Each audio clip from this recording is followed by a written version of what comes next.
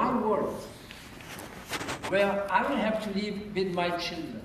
Just make sure that this society becomes equal, justice. That's your legitimate right for young people. Now, ladies and gentlemen, there are many ways, many areas where academics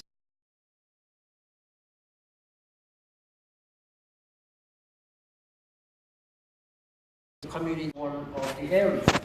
It's not because you have many professors dealing with the science, but even just normal people, normal students, but you can teach and educate the students and the future leaders how they can contribute themselves to the development and better and prosperous future of this world.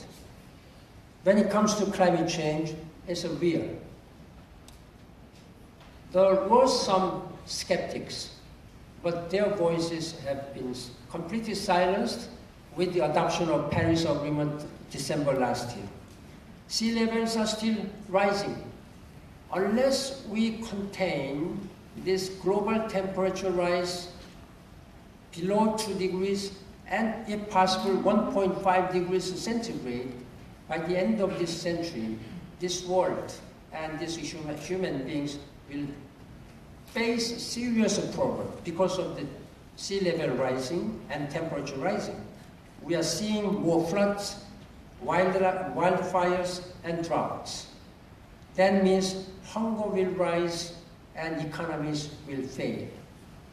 Last December, in another sign of giving promise and vision, the world leaders adopted this Paris Agreement.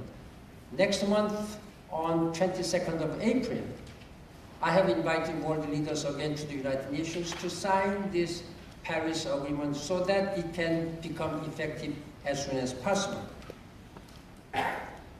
President Fernandez, distinguished faculty members, dear students, ladies and gentlemen, I have been Secretary General of this great organization for almost 10 years. There is the one inescapable truth about all of the challenges we face. No single country, however powerful, however resourceful one may be, like the United States, or no single organization like the United Nations, cannot do it alone. We have to work together. We have to build a strong partnership.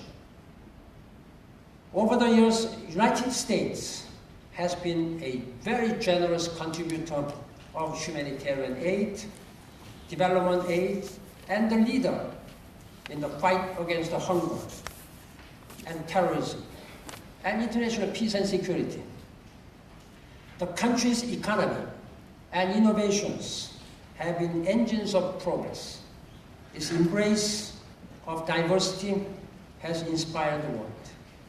I hope that the students, as emerging global citizens, will make the case for even stronger global engagement.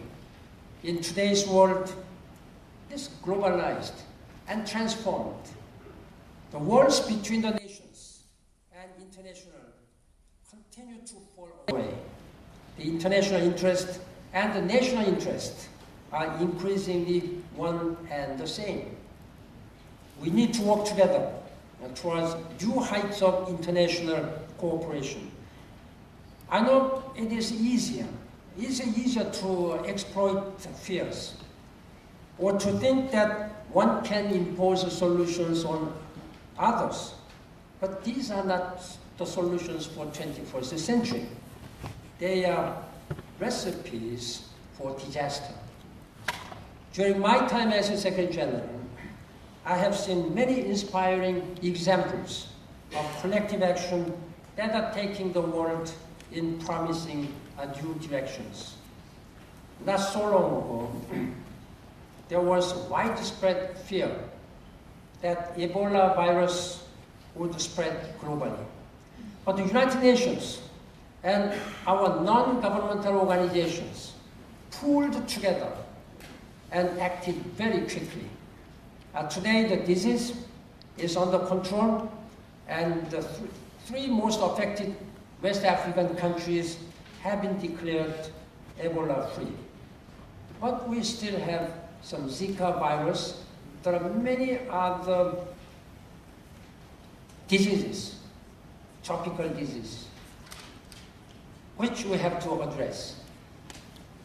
In Colombia, the longest conflict in the Americas is nearing its end, as the government and opposition took the enlightened decision to settle their differences through dialogue.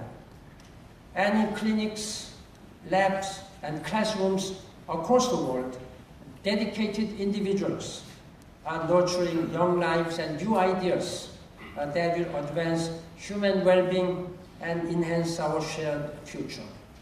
Those who seek to divide often speak the loudest. That is one lesson I tell young global citizens who are here, all around the world. Again, please raise your voice. I, as a Secretary General, have some constraints sometimes, political constraints, to raise as high as I want to do. Even though I have a mandate, I have a moral authority, but still, sometimes I need to be sensitive. But young people, you don't have a limit. Just raise your voice.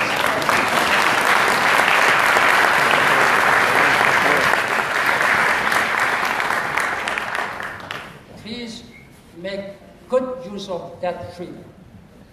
We need you to rise up for civil rights, for social justice, for equal opportunity, and fair play here in the United States and beyond, all around the world. As Governor of New York, Herbert Lehman had the honor of opening the 1939 World's Fair. His words on that occasion still ring true today.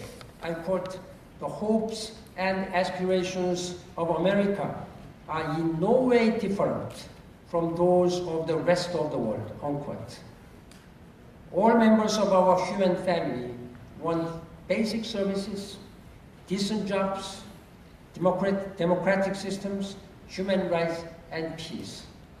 When we unite to realize human progress for everyone, we can succeed, we can thrive. You are not here at Lehman College just for yourselves, but for our common future.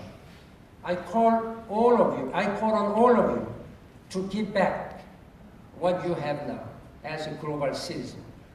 Rise to the challenges of your generation and join forces with the United Nations to make this world better for all. And I thank you for your attention, and I count on your continuing engagement and strong commitment as a global citizen. I thank you very much for this opportunity.